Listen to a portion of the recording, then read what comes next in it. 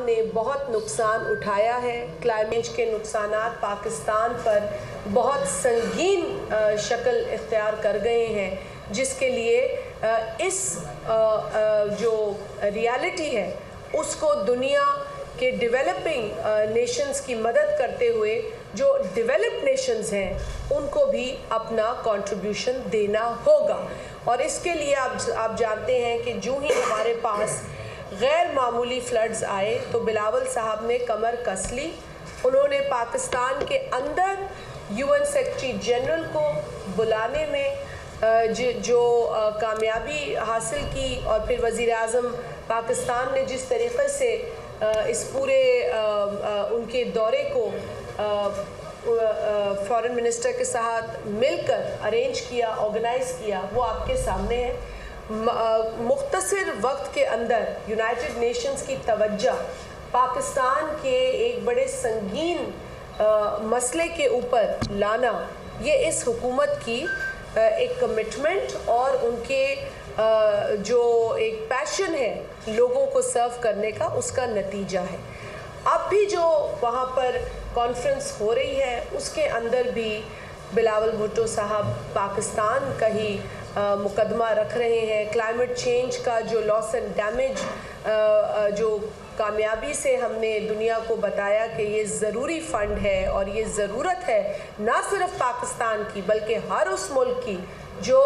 Climate change کا شکار ہوگا لیکن اتنا مضبوط نہیں ہوگا کہ وہ کلائمیٹ چینج کے خطرات سے اور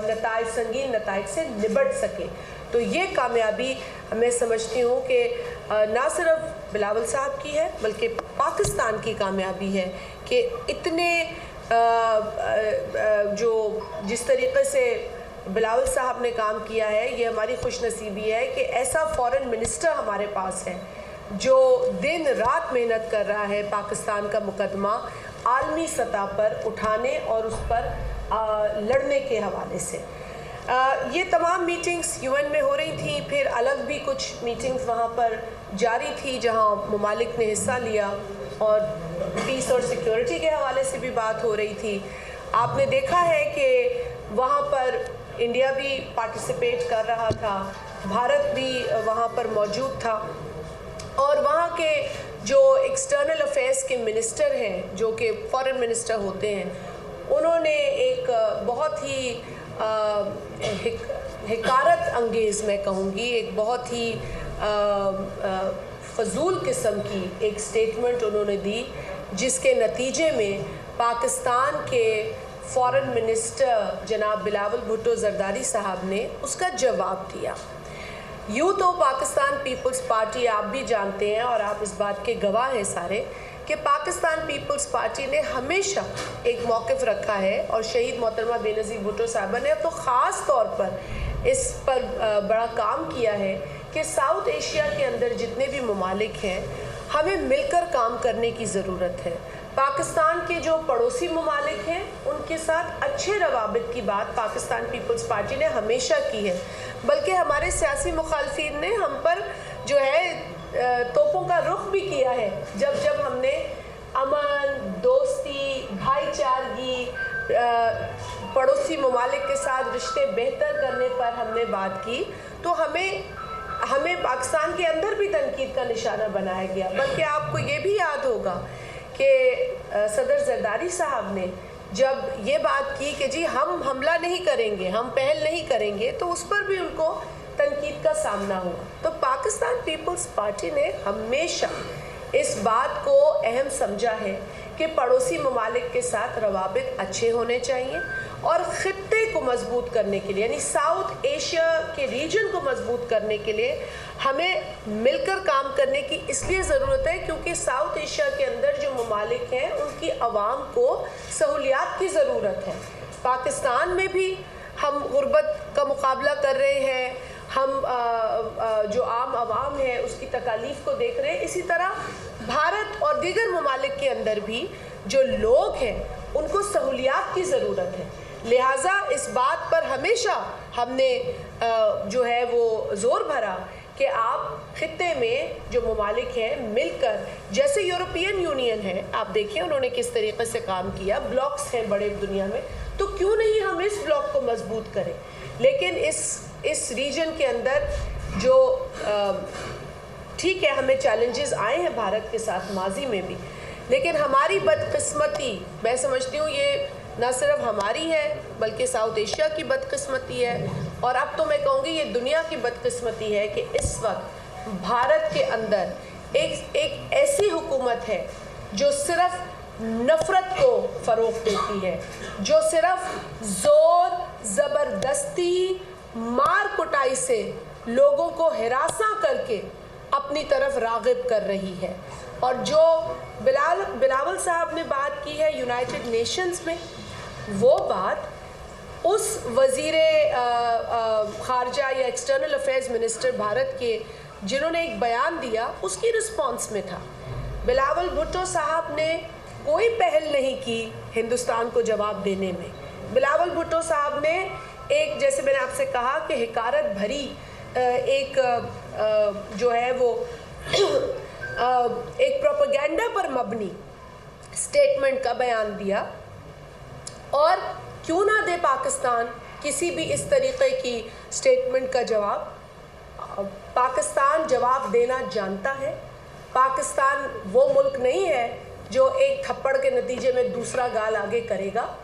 پاکستان اگر تھپڑ پڑے گا تو اس کا جواب بھی تھپڑ سے دے گا. یہ بات میں آپ کے توسط سے کلیئر کرنا چاہتی ہوں. اور اگر بھارت کا کوئی منسٹر کسی بھی فورم پر مودی سرکار کے دفاع میں اتنا اندھا ہو جائے گا کہ وہ یہ نہیں سوچے گا کہ وہ ایک نیوکلیئر ملک کے لیے، پاکستان جیسے نیوکلیئر ملک کے لیے اول پھول بک سکتا ہے، تو یہ اس کی غلطی ہے. میں نے کئی فورمز پہ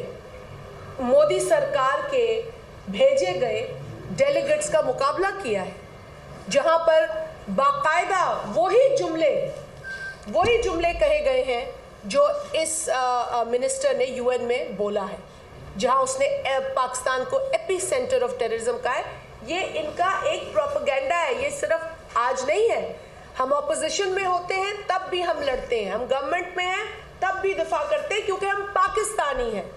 ہمیں اپنے ملک کا دفاع بھی کرنا ہے اور ملک کے خلاف غلط پروپیگنڈا سازش کو بے نقاب بھی کرنا ہے.